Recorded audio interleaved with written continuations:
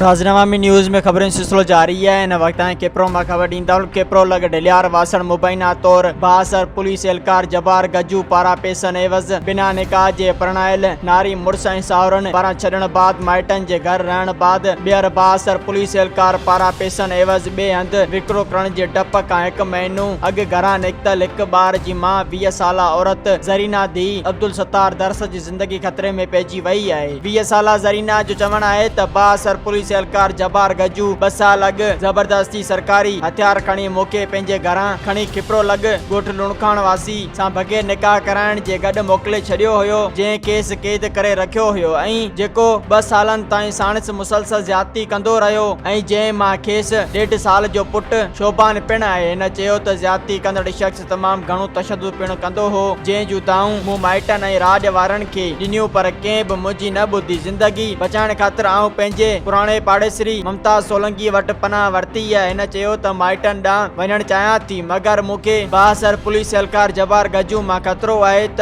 हू खेसि ॿीहर विकिरो करे छॾींदो। हिन आला इख्तियारनि खां अपील कंदे चयो त बााثر पुलिस एहलकार ख़िलाफ़ केस दाख़िल करे खेसि तहफ़ुज़ ॾिनो वञे। हिन वधीक अपील कंदे चयो त खेसि बिरादरी जे माण्हुनि मां ख़तरो आहे त हू कारी करे मारे छॾींदा।